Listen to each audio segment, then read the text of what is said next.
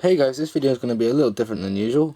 It's still on the Pocket C.H.I.P, but this is 8 things you should know before and after you have bought your Pocket C.H.I.P. So first things first is cellophane. There will be cellophane on the screen, and there is what looks to be cellophane on the keyboard. The cellophane on the screen is removable, the cellophane on the keyboard isn't removable, as it will lift up all of the keys. Now, once we power off Pocket C.H.I.P, which it'll do automatically once the battery goes dead, as you can see, Pocket C.H.I.P can actually be removed with a bit of force from the back. It does sound painful, but it doesn't hurt C.H.I.P in any way. It just takes quite a bit of force, especially when you're removing it for the first time. So, on to the third thing. The third thing is that only the basics are available on C.H.I.P and Pocket C.H.I.P from stock. That means you won't get any customizable home screens, you won't get any games at all, apart from Pico 8, Sunvox, File Manager and a web browser. That's pretty much what you get at stock. So, the fourth thing, Pocket C.H.I.P probably isn't the easiest to work with. It's actually pretty damn tough, and it can be difficult getting stuff working on the Pocket C.H.I.P. So bear that in mind before you purchase one. Next, we're going to take a look at the fact that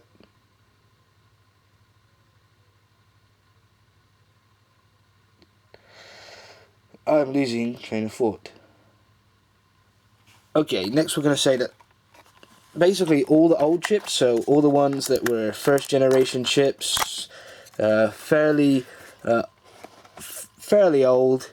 I think this year in particular there's been a few new batches so far, but the old ones actually have 8 GB of NAND flash on board. New ones only have 4 GB.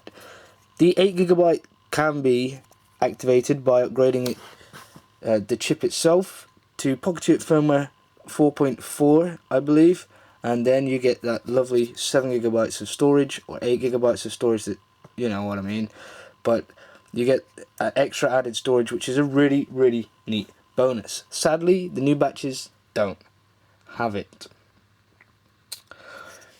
Just so you guys know as well, the touchscreen, it's actually a resistive touchscreen. Excuse my alarm. Get out of here. Yeah, the touchscreen is actually a resistive touchscreen, not a capacitive touchscreen. That means playing games like Angry Birds is pretty tough. If anyone got Angry Birds working on the Pocket C.H.I.P, which they haven't yet, it would be pretty damn tough to play it because it's not a capacitive touchscreen.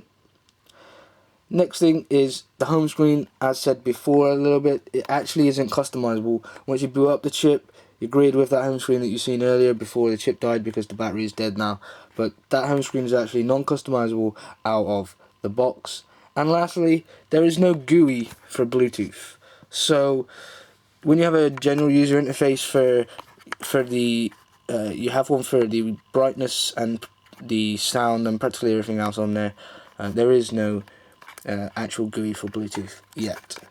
And just a little bonus one for you. Yes, that 3.5mm audio jack, if you haven't read up, it does output video as well as audio. So you can plug your headphones in there, and you can also plug an RCA cable to a 3.5mm jack and plug it into your TV.